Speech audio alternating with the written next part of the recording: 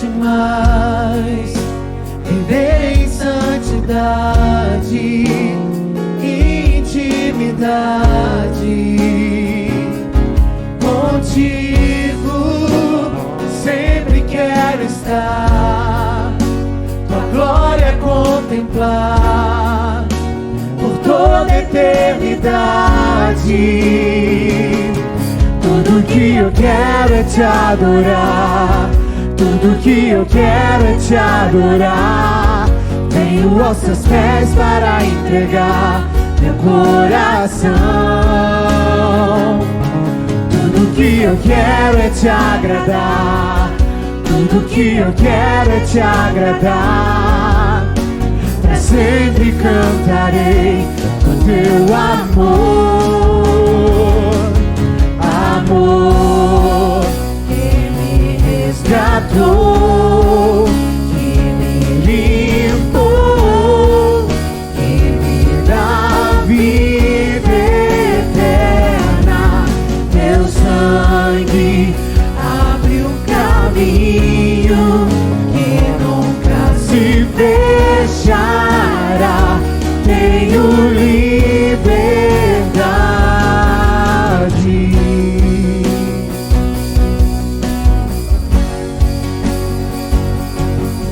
Desejo conhecer-te mais, viver em santidade, em intimidade contigo.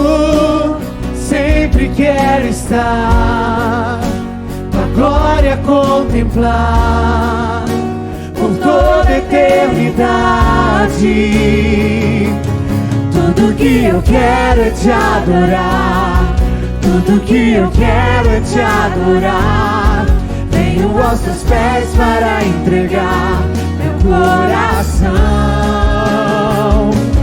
Tudo que eu quero é te adorar, tudo que eu quero é te agradar. Pra sempre cantarei do teu amor, amor que me resgatou, que me limpou, que me dá vida eterna. Teu sangue abre um caminho que nunca se fechará. Tenho liberdade.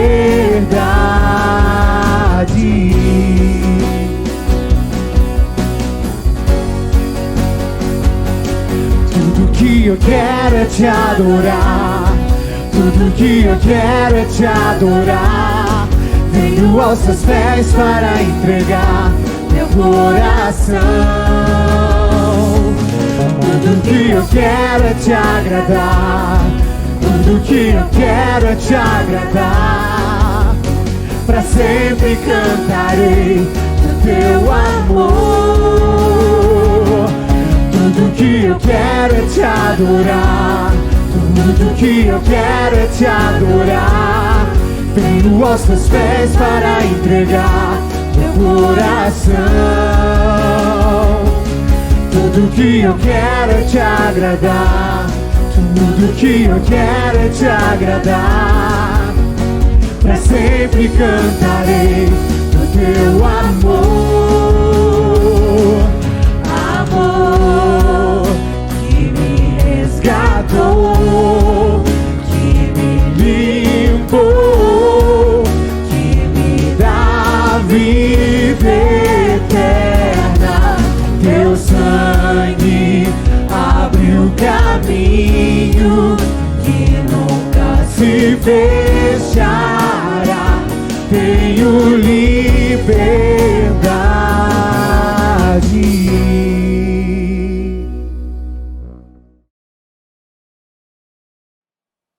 A paz e a graça do Senhor Jesus Cristo seja com o teu coração, seja bem-vindo nessa estreia, onde você vai ser abençoado, edificado e certamente terminará com uma boa revelação do coração de Deus. Quem vai ministrar para nós é o pastor Luciano Subirá. Pastor Luciano Subirá, eu já tive o privilégio de viajar com ele, de tê-lo aqui em nosso auditório e em nossa cidade algumas vezes, e eu quero contar um segredo para você. Você se relacionar pessoalmente, em particular com o pastor Luciano Subirá, é muito melhor que ouvir as suas pregações. Isso não quer dizer que as mensagens deles não sejam maravilhosas, porque elas são maravilhosas. Mas ele vive aquilo que prega, e por isso esse relacionamento é muito melhor que ouvir uma pregação dele. Mas é claro que o pastor Luciano Subirá, com essas pregações maravilhosas, tem sido uma referência em nossa nação, e graças a Deus por isso. Ele tem equilíbrio na palavra, ele segue as doutrinas bíblicas com muita graça e com revelação, e várias experiências na sua caminhada com Deus. E transmitindo uma paixão maravilhosa com Deus, faz dele, de fato, um dos melhores pregadores que a nossa nação tem para a edificação do corpo de Cristo. E importante que em tudo isso, ele dá toda a glória ao Deus Todo-Poderoso. Por isso, você vai ter o privilégio de assistir essa mensagem, dízimo, a celebração da redenção, que terminará, sem dúvida nenhuma, com uma mudança prática na tua vida, trazendo uma maravilhosa revolução. Então, por favor, abra o coração, ore, assista e seja edificado.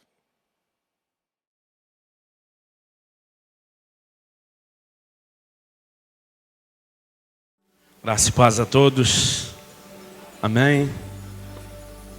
Aproveitando a maioria em pé, abra sua Bíblia comigo no livro de Malaquias. Malaquias, capítulo 3.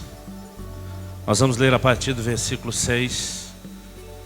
E se alguém perto de você estiver sem Bíblia, deixa eu pegar uma carona e acompanhar aí contigo a leitura. Do 6 ao 12. Diz assim a palavra do Senhor: porque eu, Senhor, não mudo, por isso vós, ó filhos de Jacó, não sois consumidos. Desde os dias de vossos pais, vos desviaste dos meus estatutos e não os guardastes. Tornai-vos para mim, e eu me tornarei para vós outros, diz o Senhor dos Exércitos. Mas vós dizeis: em que havemos de tornar? Roubará o homem a Deus? Todavia vós me roubais e dizeis: em que te roubamos? Nos dízimos e nas ofertas. Com maldição sois amaldiçoados, porque a mim me roubais vós, a nação toda. Trazei todos os dízimos à casa do tesouro, para que haja mantimento na minha casa, e provai-me nisto, diz o Senhor dos Exércitos, se eu não vos abrir as janelas do céu, e não derramar sobre vós bênção sem medida.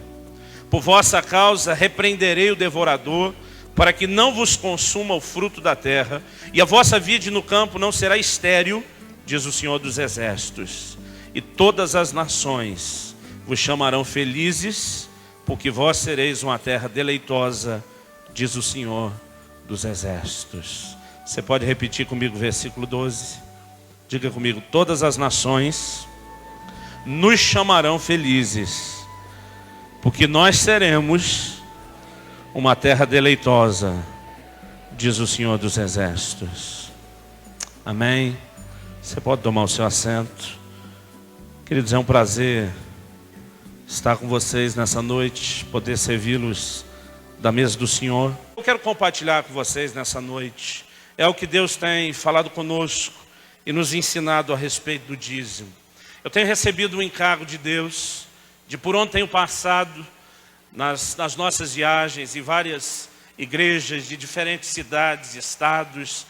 Eu tenho recebido de Deus um encargo de trazer um ensino, uma tônica mais forte nessa área de finanças, porque Deus tem nos feito entender alguns princípios. E a razão daquilo que eu quero compartilhar com você nessa noite é que eu tenho entendido que não basta apenas fazermos a coisa certa. Nós precisamos aprender, à medida que obedecemos a Deus e praticamos os princípios da sua palavra, precisamos aprender a fazer a coisa certa do jeito certo. Isso faz toda a diferença. Muitos não têm recebido os benefícios ou as bênçãos do dízimo porque simplesmente não o praticam, porque não são fiéis. Outros, mesmo praticando, não estão usufruindo a plenitude daquilo que Deus colocou à nossa disposição. E sabe, querido, eu fui instruído na palavra de Deus desde criança. Eu dizia para alguns irmãos que eu acho que eu tinha mais horas dormindo nos bancos de igreja do que no berço de casa. Eu fui instruído na palavra de Deus desde cedo, e isso foi um privilégio muito grande. E eu cresci vendo meus pais praticarem o dízimo e nos ensinando a fazer isso desde os primeiros ganhos nossos. Durante toda uma vida eu tenho feito isso. E como pastor, já há pelo menos 12, quase 13 anos, acompanhando a vida de muita gente, eu confesso que eu já vi muita água passar debaixo da ponte. Nós estamos observando há muito tempo, e eu confesso que num momento específico da minha vida, do meu ministério, eu fui a Deus. Falei: Deus, nós temos promessas aqui em Malaquias que são extraordinárias. E eu creio em cada uma delas. Aliás, eu digo sempre, eu creio na Bíblia toda, até na capa. Se em algum lugar da Escritura eu encontrasse um texto dizendo que eu poderia voar, você ia me ver com esse peso todo, correndo na rua, batendo os braços e tentando experimentar o cumprimento dessa promessa. Porque eu creio que Deus leva a sério a sua palavra. Eu creio que ela quer dizer o que diz e que nós podemos experimentar tudo que Ele tem nos prometido. Você crê nisso? Pode dizer amém? Pode dar um amém melhor? Amém. E no momento de questionamento eu fui ao Senhor dizendo: Deus, eu sei que a Tua palavra é verdade, eu sei que o Senhor não falha, mas eu não tenho visto a vida dos nossos discípulos, das ovelhas do rebanho, das pessoas que acompanhamos, embora muitos tenham intervenções especiais de Deus na área financeira. Eu não posso dizer que estou vendo todos experimentando o cumprimento daquilo que o Senhor prometeu através de Malaquias. E Deus começou a nos trazer o entendimento de que nós não apenas devemos fazer o que Ele nos mandou, mas além de fazer a coisa certa, precisamos aprender a fazer do jeito certo. Eu vou dar um exemplo para deixar isso bem prático. A Bíblia diz no livro de Tiago, lá no capítulo 4, no versículo 2: nada tendes porque não pedis. Tiago está dizendo que tem muito crente que não recebe de Deus porque ele não pede. Ele não aprendeu o caminho da oração, da petição em nome do Senhor Jesus e o que isso pode trazer na sua vida. Eu louvo a Deus porque eu aprendi a entender esse caminho e eu posso me reconhecer como um pidão diante de Deus. Quantos pidões temos aqui essa noite? No entanto, apesar da Bíblia dizer que a coisa certa para se receber de Deus é pedir, logo no versículo seguinte, ali no versículo 3, Tiago diz: pedis e não recebeis o que pedis mal. Em outras palavras, embora pedir seja a coisa certa, se for feito do jeito errado, não produz os mesmos resultados. Da mesma forma, a Bíblia fala da ceia do Senhor. Em 1 Coríntios 10, Paulo chama o cálice de o cálice da bênção, ali no versículo 16. Eu gosto demais dessa expressão. Eu creio que cada vez quando estou ceando, eu não estou cumprindo um mero ritual, mas eu creio que eu sou abençoado. Eu creio que você é abençoado. E que o cálice pode ser o cálice da bênção na sua vida. Amém? No entanto, Paulo diz também que embora cear seja a coisa certa e traga bênção, se nós fizermos do jeito errado, o que a Bíblia chama de participar de modo indigno, então em vez de abençoados, seremos julgados.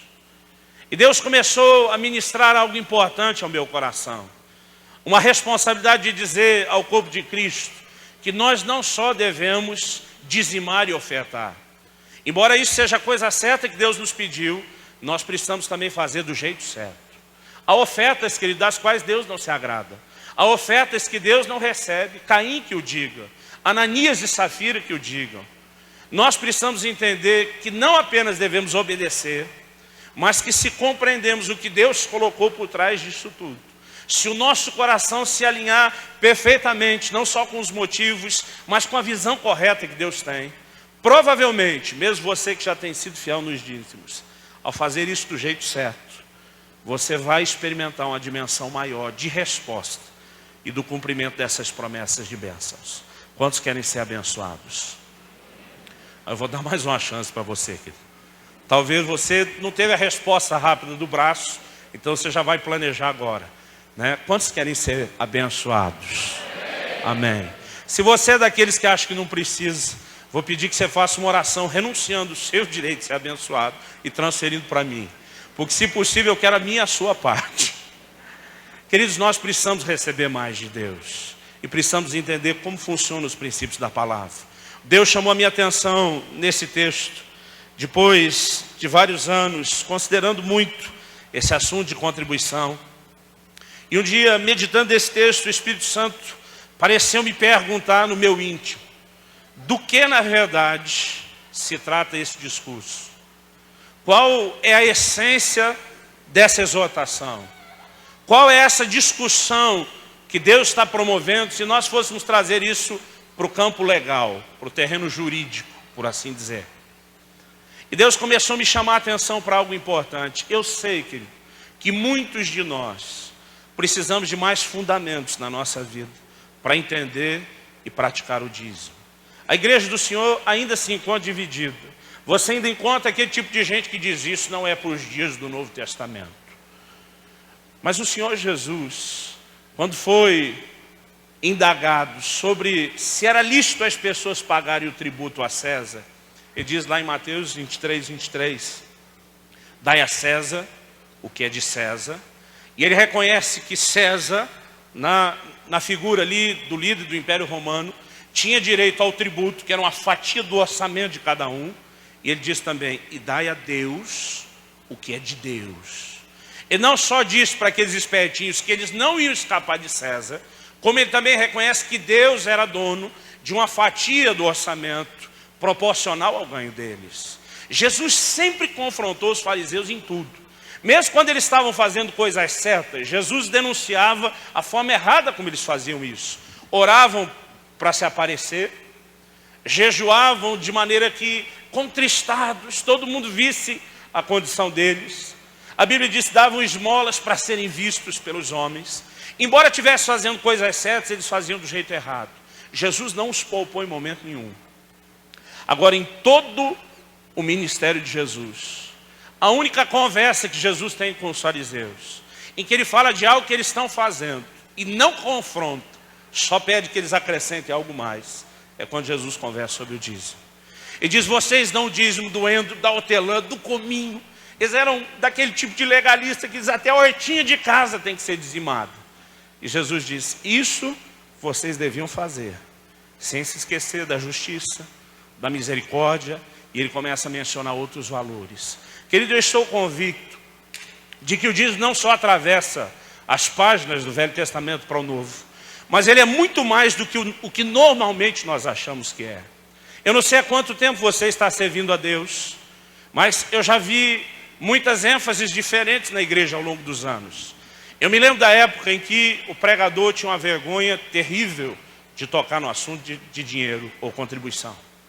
Só faltava dizer, os irmãos nos desculpem, mas infelizmente nós vamos ter que levantar os dízimos e ofertas. Era um constrangimento só. Essa época passou e chegou um outro período em que alguns homens mais ousados, apaixonados pela obra, começaram a conscientizar o povo dizendo, vocês têm que participar da manutenção da casa de Deus. Não só daquilo que já temos, mas do avanço.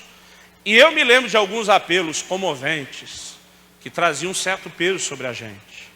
Era algo mais ou menos assim, meu irmão, se você não contribuir, a porta da casa de Deus vai fechar, o ímpio não vai se salvar, e a culpa é sua, seu avarento. Aquilo doía, a gente metia a mão no bolso, arrancava alguma coisa a mais, vamos ajudar a salvar mais alguns. Mas o tempo foi passando, querido, e nós descobrimos que mais do que a manutenção da casa de Deus, Deus prometeu nos abençoar. E nós começamos a ir para o outro extremo. Em muitas igrejas hoje, o dízimo virou uma espécie de título de capitalização. Você vai investindo, investindo, até que uma hora, ô glória, saca a bolada. Todas essas ênfases, que eles são partes de uma verdade maior. Eu não estou debochando delas, mas nós precisamos ver a essência.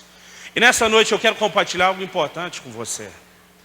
Deus, quando está conversando aqui com o povo através de Malaquias, ele chama o povo a uma consciência e diz, vocês estão me roubando. Deus está discutindo aqui a apropriação indébita. Ele está dizendo, vocês estão pegando algo que não é de vocês. Vocês estão pegando algo que é meu. E a essência, a espinha dorsal dessa discussão, do ponto de vista legal, se fosse um assunto entre advogados, procuradores e juízes, é sem dúvida nenhuma uma discussão em torno de uma questão de propriedade. E foi esse entendimento que Deus usou para abrir os meus olhos.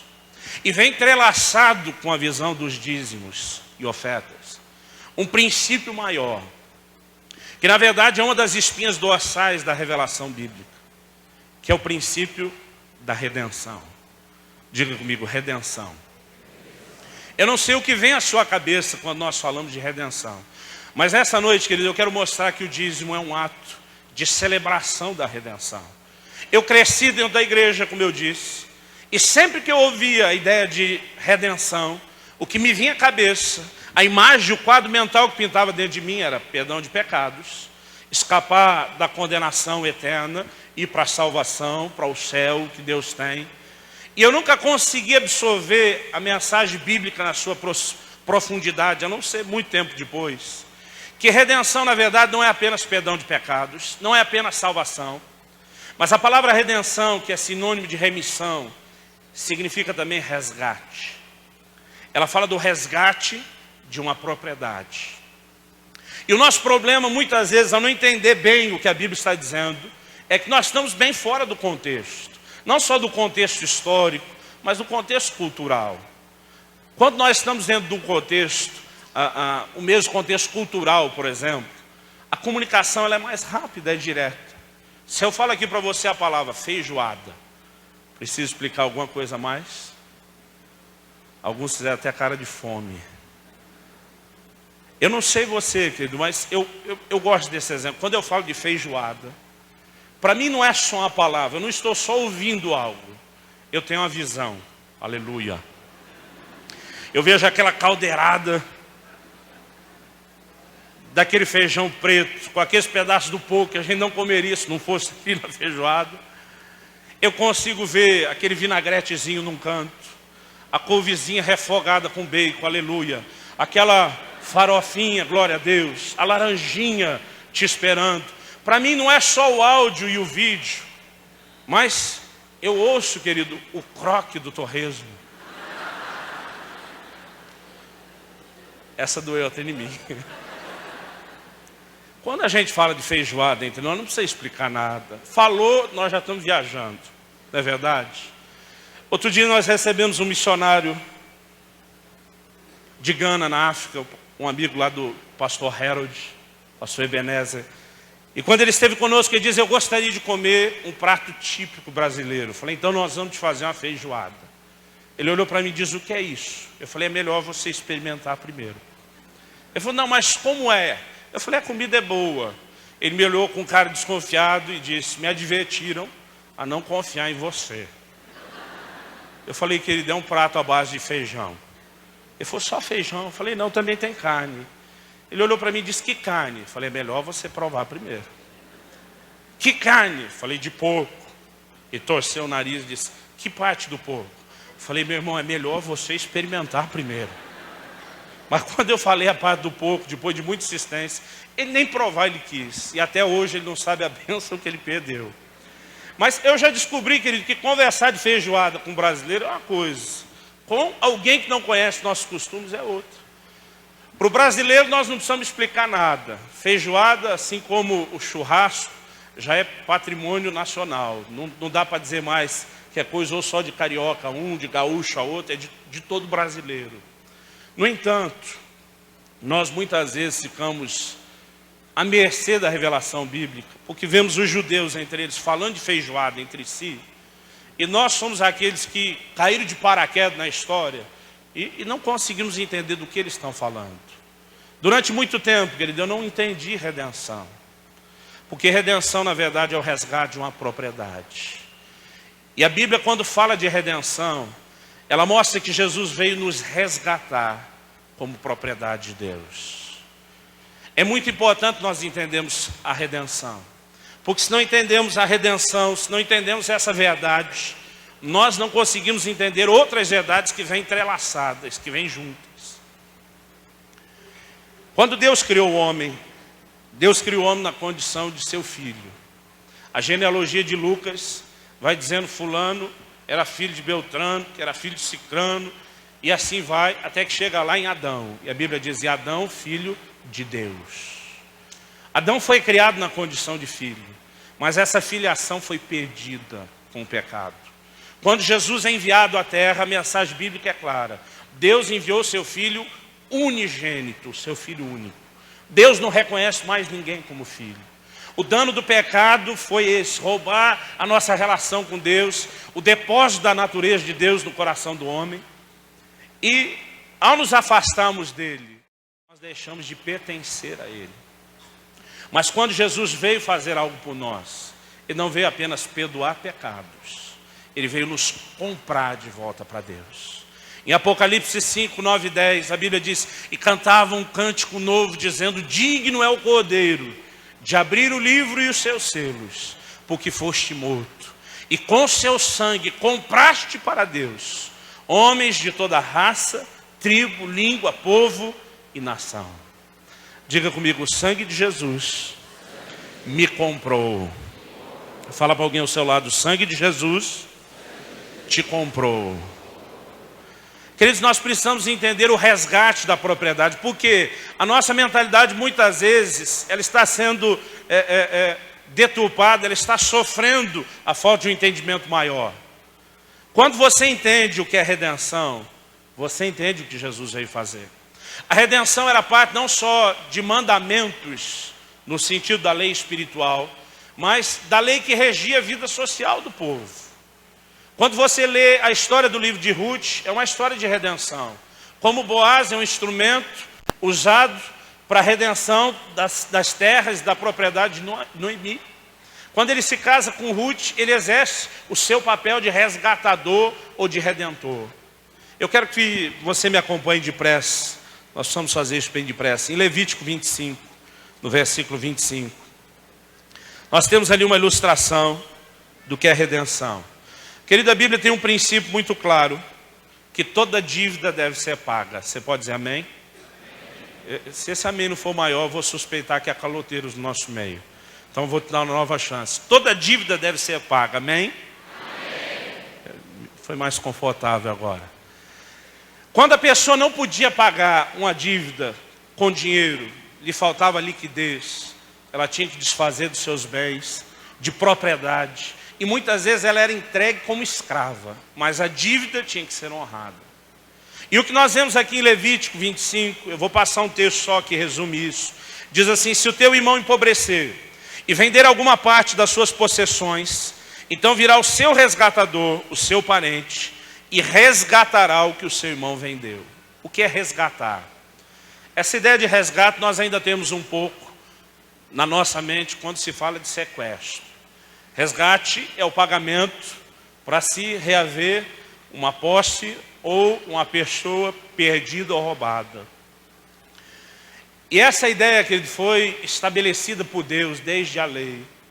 Durante cerca de quase 1500 anos, eles praticaram a redenção. E quando os apóstolos chegam falando de redenção, todo mundo entende. Nós normalmente não entendemos. Me deixa fazer uma pequena encenação. Me deixe voltar aos dias do Velho Testamento e ser um judeu da época. Eu vou usar aqui o nome de José. E eu vou tomar o pastor Josimar emprestado para ser o Benjamim.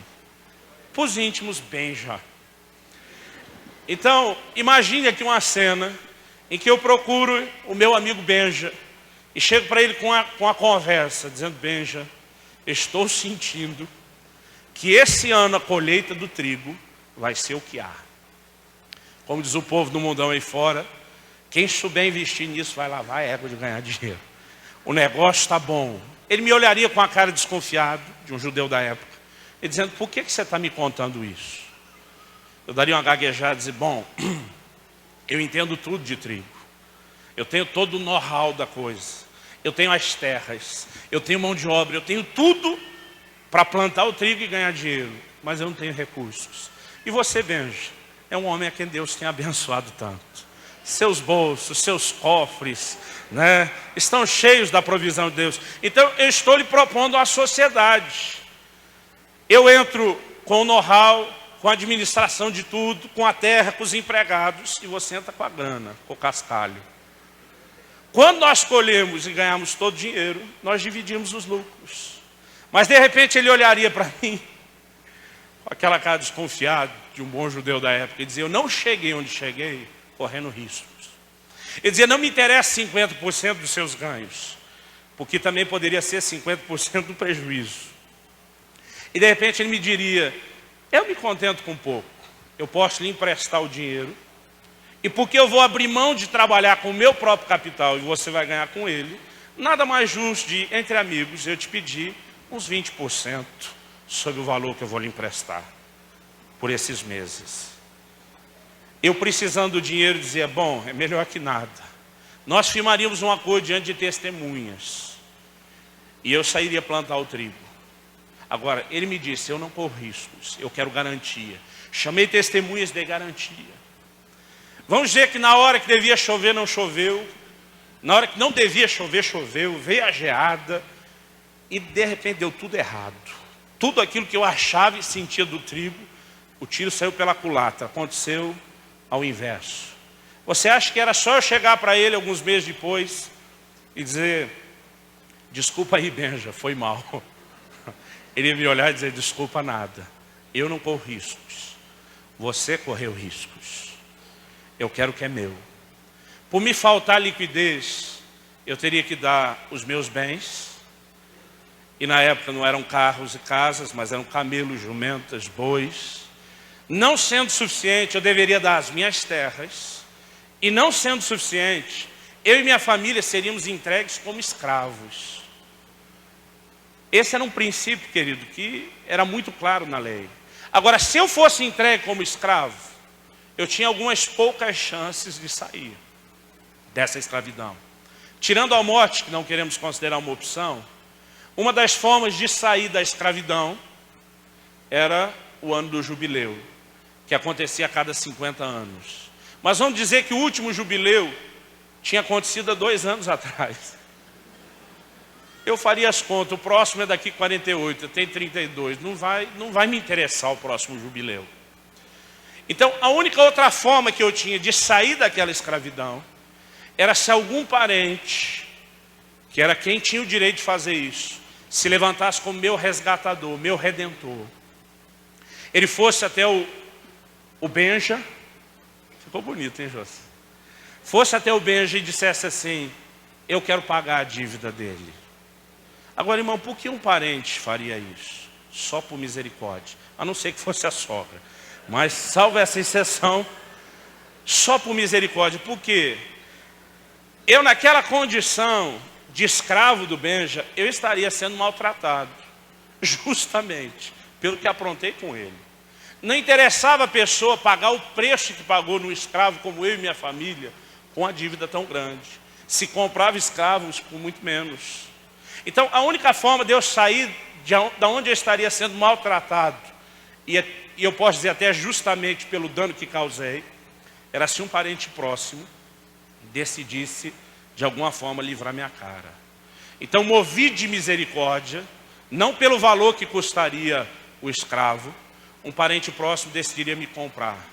Vou te usar, pastor Flávio, como você queria chamar na época? Oséias. Oséias, um primo próximo, olharia para mim e dizia, você quer outro nome? Ainda dá tempo, troca bem depressa. Zaqueu. Oséias. Oséias Israel, pronto. Oséias chegaria até o Benja e dizia, me dói o coração, me comove ver o José aí sofrendo como escravo e você sofrendo por não receber o dinheiro. Quanto ele lhe deve? O Benja faria as contas, na época era tanto, agora reajustado, está em tanto. Ele meteria a mão no bolso, pagava a minha dívida. Naquele momento que a dívida foi paga, o vínculo que eu tinha para ser escravo do Benja era quebrado. E eu deixava de ser escravo dele. Mas a história não terminava aí. Porque o Oséias Israel havia pago a dívida, ele na verdade estava me comprando.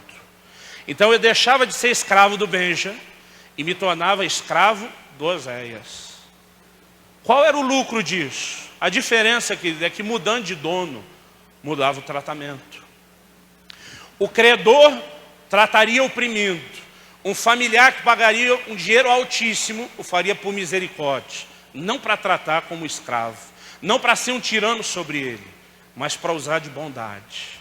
Essa figura foi estabelecida na lei e foi uma forma que Deus usou de pintar um quadro através do qual ele se revelaria. Quando Jesus vem, querido, a Bíblia é muito clara em dizer lá em Colossenses 1,13 que ele nos arrancou do império, do reino das trevas. E eu e você deixamos de ser escravos de Satanás, amém? Mas muitos de nós só contamos a história até aí. Eu era escravo de Satanás e não sou mais. Sim, você não é mais Satanás, mas você não deixou de ser escravo. Quando Jesus pagou o preço da dívida, junto com o pagamento da dívida, ele te comprou para Deus. E agora você passou a ser uma propriedade de Deus. É isso que a Bíblia diz em Colossenses 2, 14 e 15. O escrito de dívida que havia contra nós, nas suas ordenanças e nos era contrário, ele removeu inteiramente do nosso meio, cravou na cruz. A dívida está paga. Qual o resultado? Nós deixamos de pertencer ao reino das trevas. Colossenses 2,15 diz assim: e despojando os principados e potestades, os expôs ao desprezo e triunfou deles na cruz. Que despojar é tomar o despojo.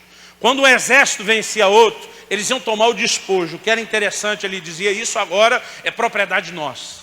Agora eu lhe pergunto, o que Jesus pode ter visto na mão de principados, potestades, está falando dos espíritos malignos, que interessasse para ele tomar como despojo?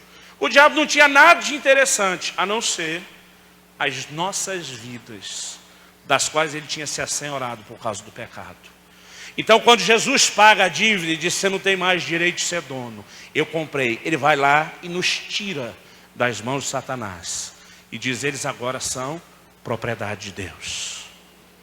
Quando você entende redenção, o segundo passo de entendimento é reconhecer que então você é propriedade de Deus. Se redenção é resgate, Efésios 1,7 diz: nele temos a redenção pelo seu sangue. O que é a redenção pelo sangue? Na primeira epístola de Pedro, capítulo 1, dos versículos 18 e 19, ele diz: porque não fostes resgatados, nem com prata, nem com ouro, mas pelo precioso sangue do Cordeiro. Nós fomos resgatados, e o preço pago, que ele não foi moeda corruptível, não foi dinheiro humano, o preço pago foi a vida do Senhor Jesus. E quando ele pagou o preço, ele se tornou o nosso dono. E nós, como crentes, muitas vezes não gostamos de enfatizar a segunda parte. Eu era escravo do diabo e não sou mais, graças a Deus, mas agora eu sou escravo de Deus. Agora, Deus não me comprou para me tratar como escravo. Deus usou de amor e misericórdia. E mesmo sendo meu dono, ele me trata como filho. Essa é a beleza da redenção. Mas o fato de que ele me trata como filho não muda o fato de que somos propriedade. Quando você começa a ler o Novo Testamento nessa ótica, você vai ficar impressionado com a quantidade de frases que nos chama de propriedade de Deus. O apóstolo Pedro escreve e diz: vós sois a nação santa, a geração eleita, o sacerdócio real. Aí diz assim: o povo de propriedade exclusiva de Deus. Diga comigo: eu sou propriedade exclusiva de Deus. Diz para alguém ao seu lado: você também. Para não fazer acepção de pessoas, vira para o outro irmão de você também. Agora, querido, se você prestar atenção, há muitos textos chamando a visão de que Deus é o nosso dono e nós, consequentemente, somos sua propriedade. Em Atos 27, 23, Paulo se levanta naquele navio que vai acabar naufragando, eles vão parar na ilha de Malta. E ele, como nós vemos lá no sul, aleluiado no último, ligado no 220 da fé, ele diz: eu vos exorto a que tenhais bom ânimo. E ele diz: porque o anjo de Deus, de quem eu sou e a quem eu sirvo, esteve comigo dizendo. E ele termina a mensagem dizendo nas minhas palavras: vai dar tudo certo. Essa é uma das frases que eu mais repito para o povo da igreja. Irmão, no fim vai dar tudo certo. Quando alguns deles dizem: mas pastor, não está dando certo, eu digo: é porque não chegou no fim ainda, criatura. Mas no fim vai dar tudo certo. Agora, essa introdução que Paulo faz de si, essa autoapresentação, ao meu ver, é uma das mais belas da Bíblia. Ele diz: o anjo de Deus, de quem eu sou e a quem eu sirvo. Sou propriedade e sirvo, sou escravo. Nós vamos olhando a Bíblia e eu quero que você vá comigo para 1 Coríntios 6. Aqui eu quero fazer um gancho no nosso raciocínio e voltar à relação que eu quero fazer com o dízimo. 1 Coríntios, capítulo 6, versículos 19 e 20. Ele está pregando a mensagem contra a imoralidade, os pecados do corpo. E no versículo 19 e 20 ele diz assim: acaso não sabeis que o vosso corpo é santuário do Espírito Santo que está em vós, o qual tendes da parte de Deus, e que não sois de vós mesmos, porque fostes comprados por preço. Agora, pois, glorificai a Deus no vosso corpo e no vosso espírito, os quais pertencem a Deus.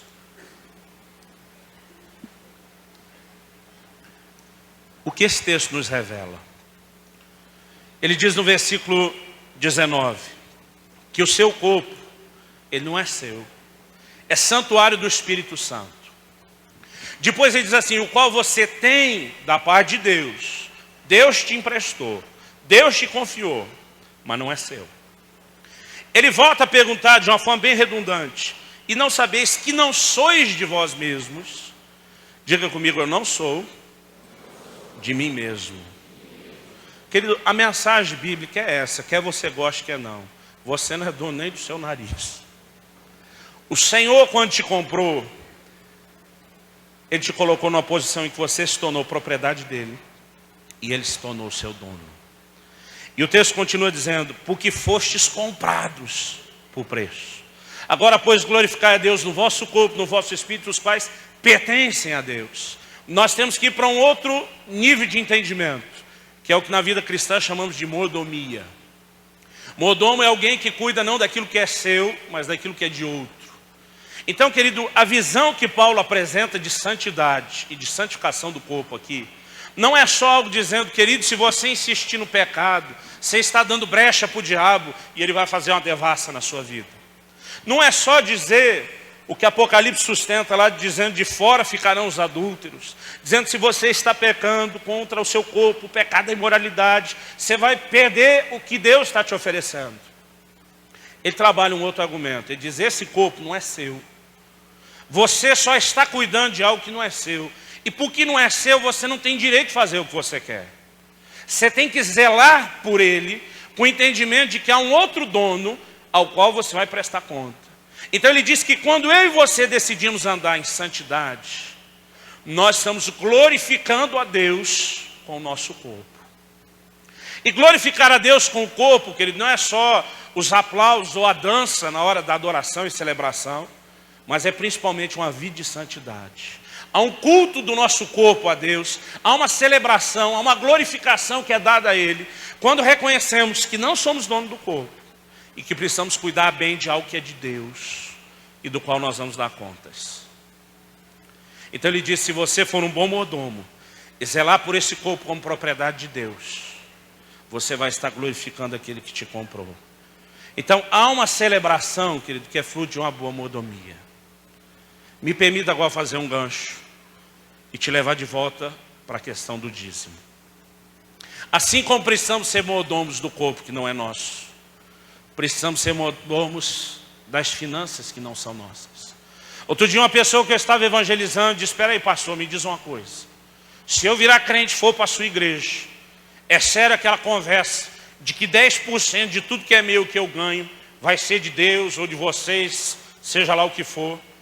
Eu falei: alguém te disse isso? Que 10% do que você ganha e tem é para ser de Deus? Ele falou: eu ouvi. Eu falei: querido, te informaram mal, te informaram errado, isso não é verdade. Ele já estava fazendo uma cara de alívio, imaginando que ele ia escapar do dízimo. Eu falei: quem te disse isso? Trouxe a mensagem assim totalmente incompleta. Deus não vai ser dono de 10% do que é seu. Deus vai ser dono de tudo o que é seu. Deus vai ser dono da sua vida, da sua casa, do seu carro, do seu salário, da sua família, de tudo que você tem. Jesus disse: o reino de Deus é assim. É como um homem que encontrou uma pérola preciosa, vende tudo que tem para adquirir ela. Encontra um tesouro no campo, desfaz de tudo, diz: é isso que eu quero. Eu falei: o reino de Deus custa tudo que você tem. Se te disseram que era só 10%, baratearam e muito. Queridos, nós precisamos entender algo. A nossa perspectiva é errada. Tem crente dizendo, então, querendo tirar 10% do que é meu. Não, criatura. Deus é que te deixa ficar com 90% do que é dele. Agora, por que Deus pediu isso? Nós precisamos entender isso. Há uma relação entre redenção e o que Ele pede que nós façamos. Vá comigo lá para o livro de Gênesis,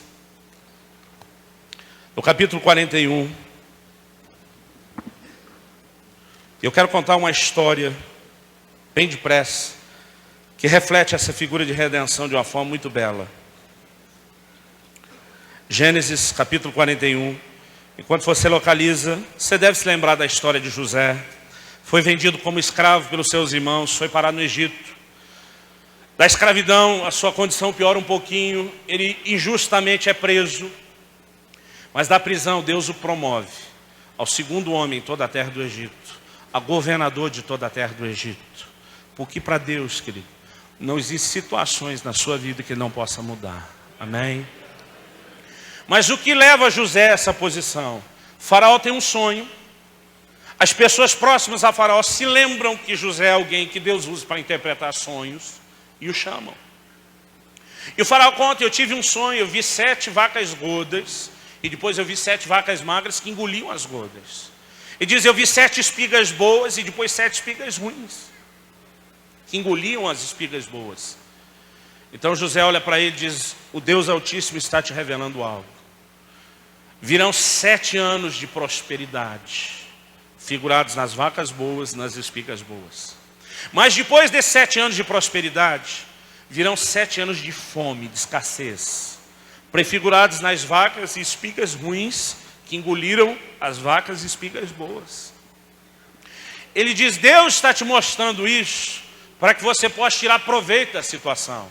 Ele diz, então Faraó deve prover para si um bom administrador, alguém que aumente os seus celeiros, que estoque a provisão durante o tempo da abundância, para que quando a fome chegar, você se dê bem. Nesse momento, José é nomeado como esse homem. E a Bíblia diz ali no versículo 46, de Gênesis 41, era José da idade de 30 anos, quando se apresentou a Faraó, rei do Egito, e andou por toda a terra do Egito. Nos 7 anos de fartura, a terra produziu abundantemente, e ajuntou José todo o mantimento que houve na terra do Egito durante os 7 anos, e o guardou nas cidades, e o mantimento do campo ao redor de cada cidade foi guardado na mesma cidade. Assim ajuntou José muitíssimo cereal, como a areia do mar, até perder a conta, porque ia além das medidas. 53. Passados os 7 anos de abundância que houve na terra do Egito, começaram a vir os 7 anos de fome, como José havia predito. E havia fome em todas as terras, mas em toda a terra do Egito havia pão. 55. Sentindo toda a terra do Egito fome, clamou o povo a Faraó por pão. E Faraó dizia a todos os egípcios, ide a José, e o que ele vos disser fazei. Havendo, pois, fome sobre toda a terra, abriu José todos os celeiros e vendia aos egípcios, porque a fome prevaleceu na terra do Egito. E todas as terras vinham ao Egito para comprar de José, porque a fome prevaleceu em todo o mundo. Agora avança comigo para Gênesis 47. Nós vemos por trás dessa história uma figura importante, que ilustra esse princípio de redenção, ilustra aquilo que Deus tem feito conosco. A Bíblia diz no versículo 13 de Gênesis 47, não havia pão em toda a terra, porque a fome era muito severa, de maneira que desfalecia o povo do Egito e o povo de Canaã por causa da fome. Então José arrecadou todo o dinheiro que se achou na terra do Egito e na terra de Canaã, pelo cereal que compravam, e o recolheu à casa de Faraó. Tendo-se acabado, pois, o dinheiro na terra do Egito e na terra de Canaã, foram todos os egípcios a José e disseram, dá-nos pão, porque haveremos de morrer em tua presença, por quanto dinheiro nos falta. Vocês se lembram o que acontecia quando alguém não tinha liquidez, dinheiro para pagar? O que fazia? Versículo 16. Respondeu José, se vos falta o dinheiro, trazei o vosso gado, e em troca do gado eu vos suprirei. Então trouxeram o seu gado a José, e José lhes deu pão em troca de cavalos, de rebanhos, de gado, de jumentos, e os sustentou de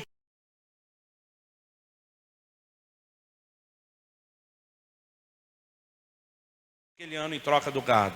Findo aquele ano, foram a José no ano próximo e lhe disseram: não ocultaremos ao meu senhor que se acabou totalmente o dinheiro, e o meu senhor já possui os animais. Nada mais nos resta diante do meu senhor, senão nosso corpo e a nossa terra.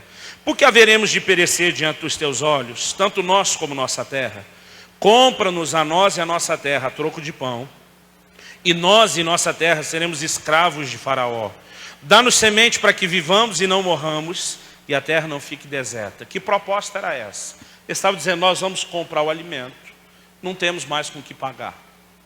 Você já pegou o dinheiro, já pegou os bens, sobrou aqui a terra e a gente. Nós sabemos que pela dívida você já vai ter que tomar a propriedade da gente. Então, para que cobrar depois? Antecipa isso. Compra-nos a nós e nossa terra e dá-nos o pão, assim a gente não morre. Aquele povo estava pensando o seguinte: é melhor viver como escravo do que morrer livre. Nós queremos é viver. E José aceita a proposta. E José os compra, versículo 20.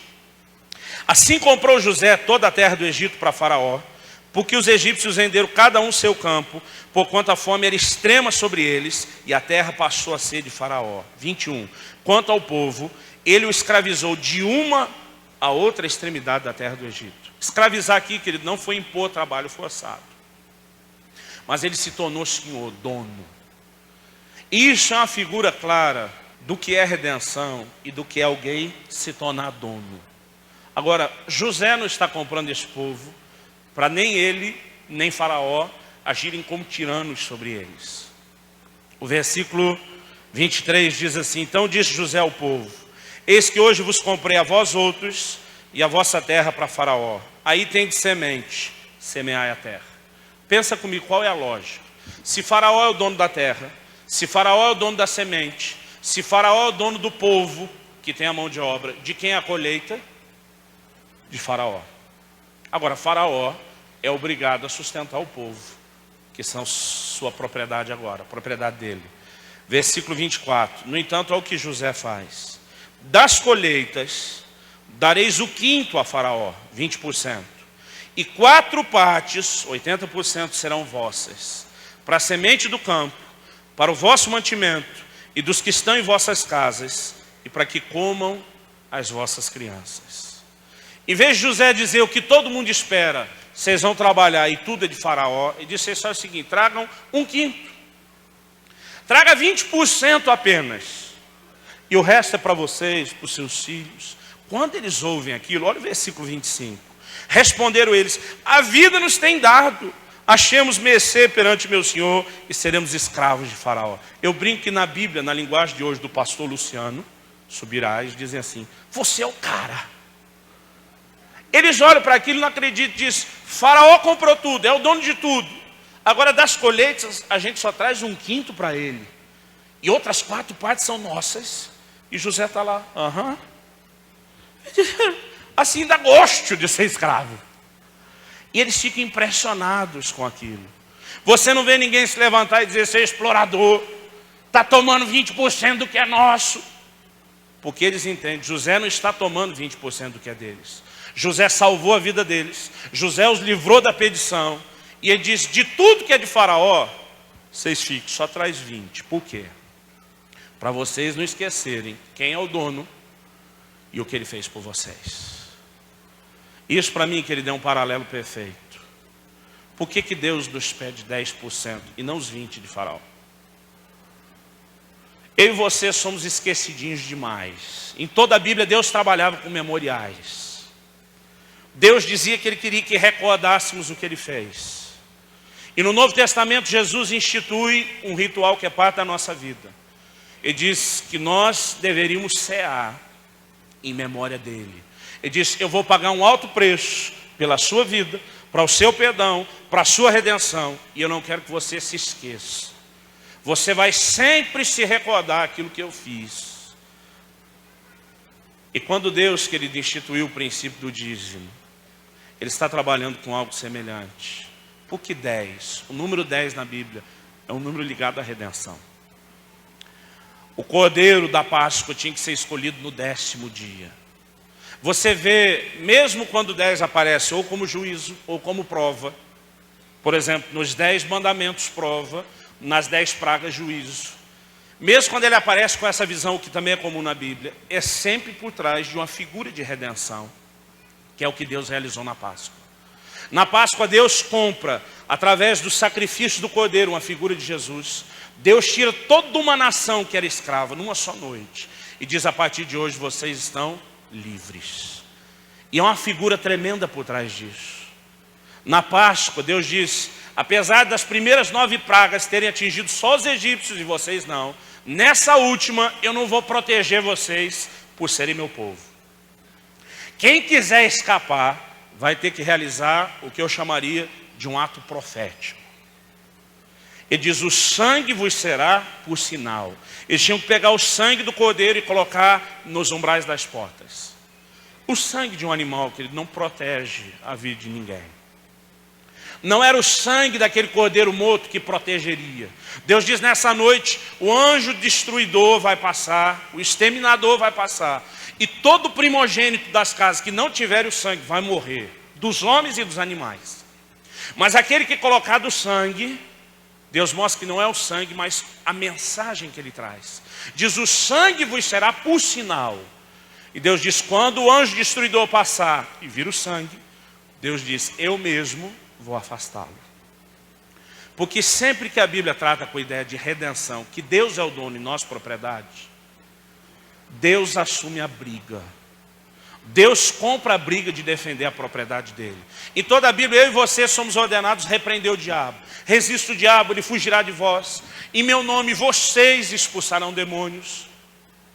Mas quando se trata de figuras de redenção, Deus diz, não é você que briga, sou eu. Na noite de Páscoa, Deus diz, você expõe o sangue e quem defende a casa, sou eu. Agora, sabe o que você vê no livro de Malaquias? A mesma figura. Durante muito tempo eu achei que esse negócio de dar o dízimo é abençoado, não dá, é amaldiçoado. Era uma mensagem para meter medo na gente. E de alguma forma, através do medo, arrancarem uns trocados a mais dos nossos bolsos. Sinceramente, querido, durante muito tempo eu dizia, essa mensagem de Malaquias é intimidadora. Estão forçando a barra para cima da gente. Mas não é nem Malaquias, nem os pastores fazendo isso, é uma mensagem de Deus.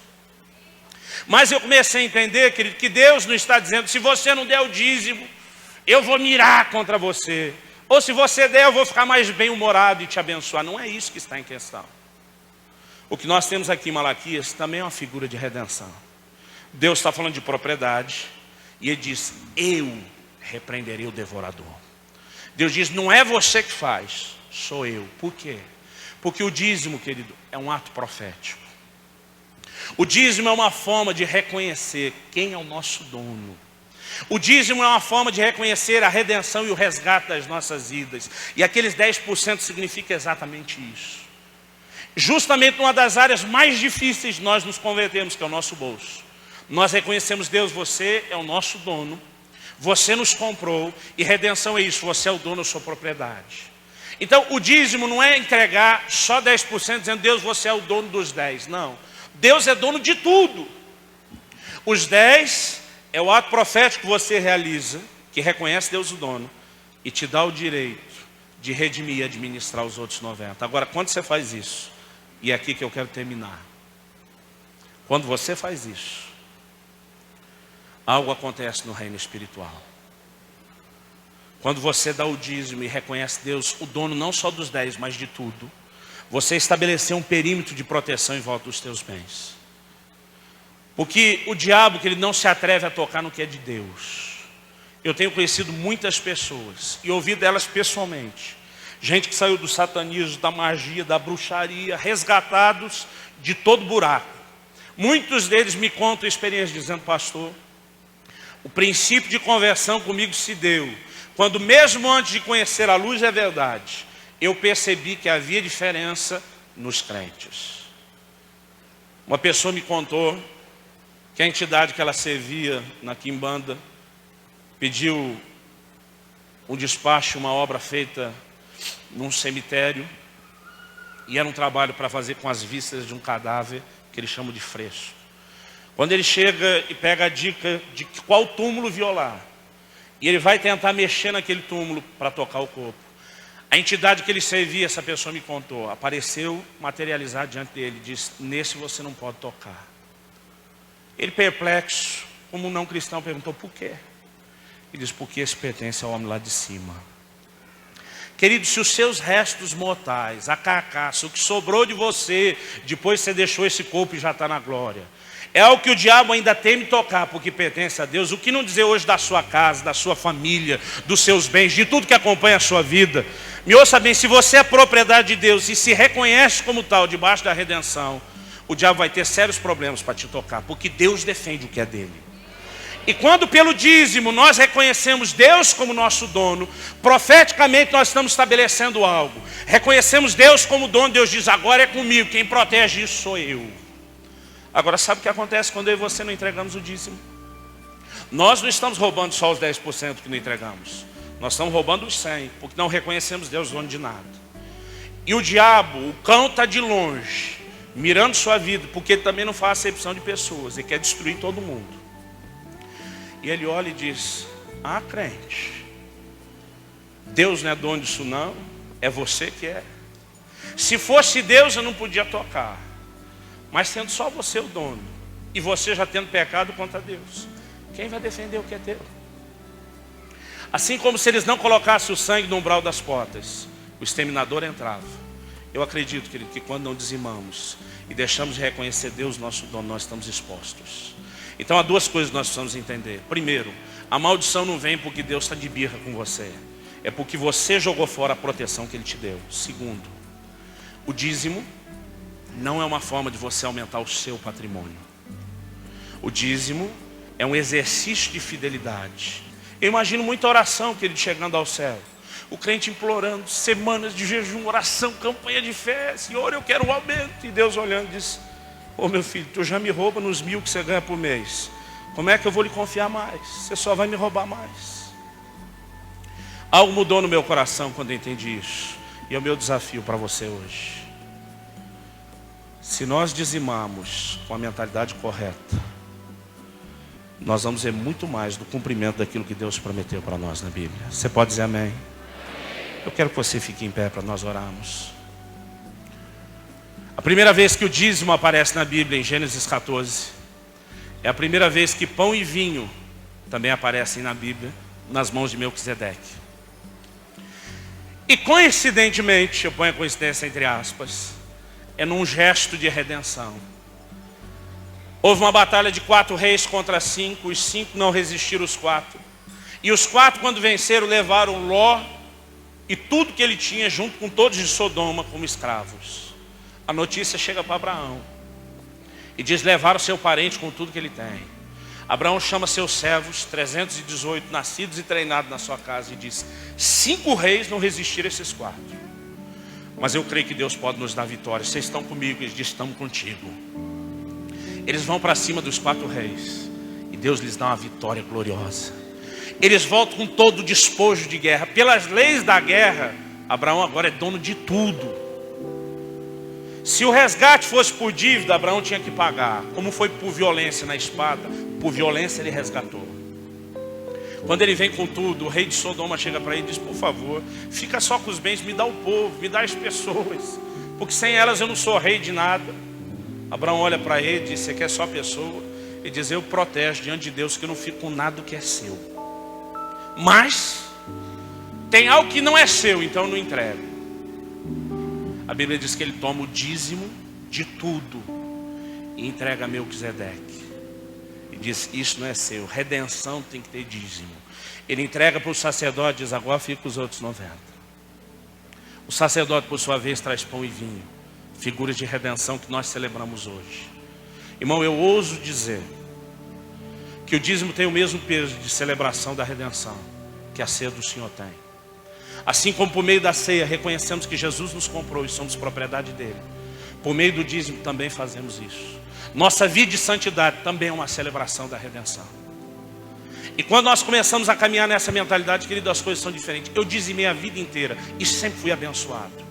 Mas quando eu comecei a fazer a coisa certa, do jeito certo, cada vez que eu trago o dízimo à igreja, querido, é quase um ritual. Eu junto minha mulher, meus filhos, nós oramos, nós louvamos a Deus porque Ele é nosso dono. Nós consagramos aquilo a Ele.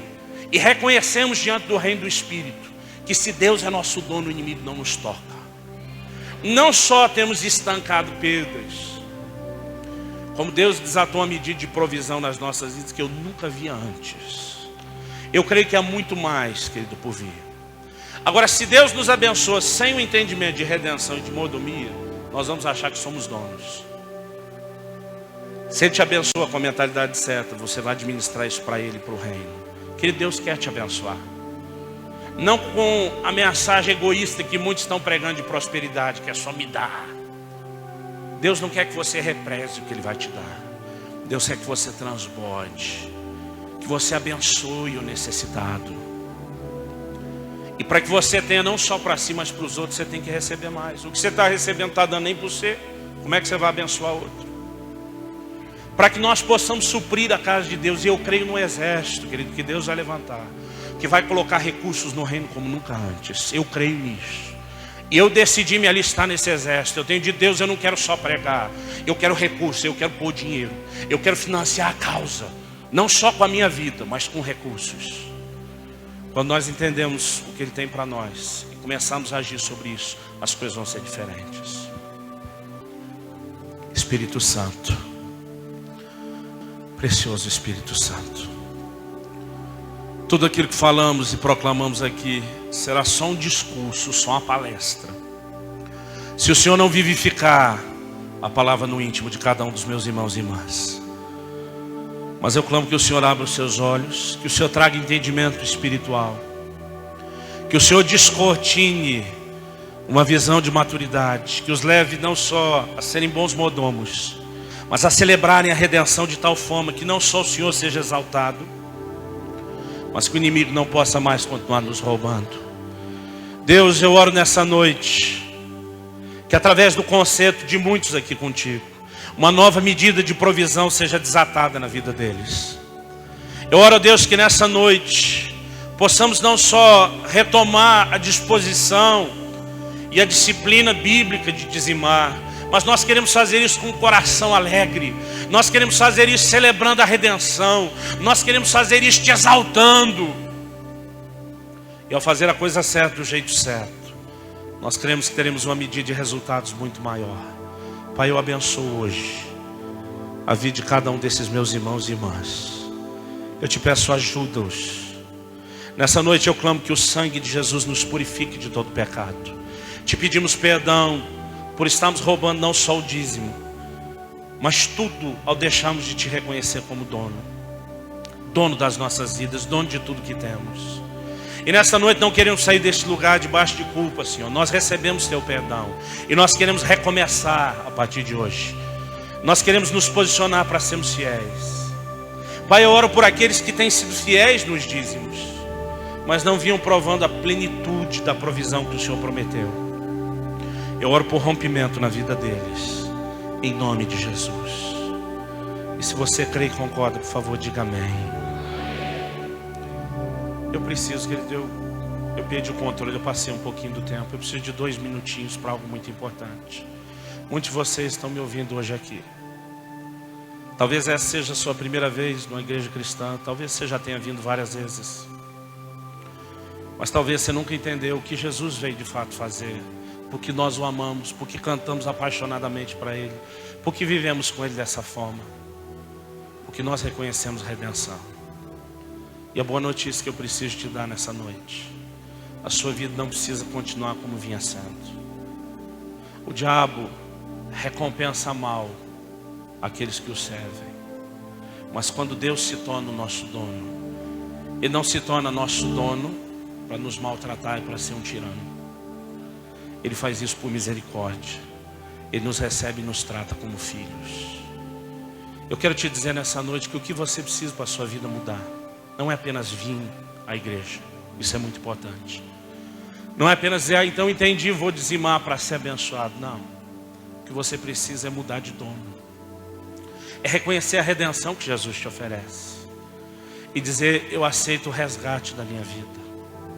Eu aceito o pagamento que Ele fez pela minha dívida, que eu não preciso mais pagar nada. Eu não posso ouvir alguém dizer, eu estou pagando pelos meus pecados. Eu digo, não fale isso, porque essa conta é algo demais, você não consegue pagar.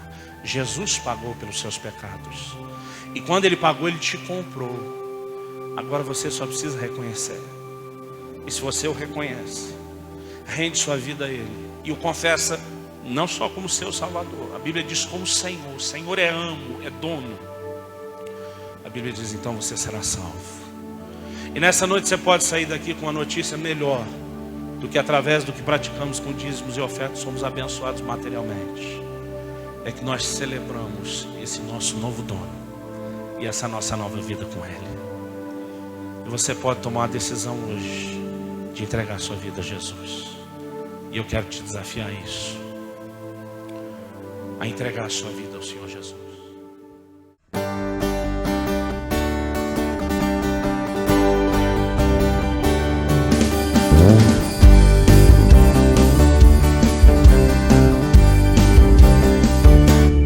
Como as águas cobrem o mar, toda a terra se encherá do amor de Deus e da glória do Senhor. Como as águas cobrem o mar, como as águas cobrem o mar, toda a terra se encherá do amor de Deus e da glória do Senhor. Como as águas cobrem o mar, Deus derramará sobre nós o seu Espírito. Muitos virão e verão a sua glória e o seu amor. O deserto se transformará num campo fértil e as terras cultivadas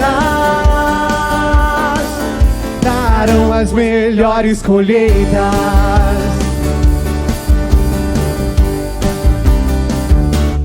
Como as águas cobrem o mar, toda a terra se encherá do amor de Deus e da glória do Senhor. Como as águas cobrem o mar, como as águas cobrem o mar, toda a terra se encherá do amor de Deus e da glória do Senhor. Como as águas cobrem o mar, descerá sobre nós o Espírito do Senhor, e o poder do Deus Altíssimo nos envolverá. Descerá sobre nós o Espírito do Senhor, e o poder do Deus Altíssimo nos envolverá. Vamos celebrar, vamos adorar, cheio de alegria, com brados de júbilo. Vamos celebrar, vamos adorar, cheio de alegria, com brados de júbilo, com brados de júbilo, com brados de júbilo, com brados de júbilo.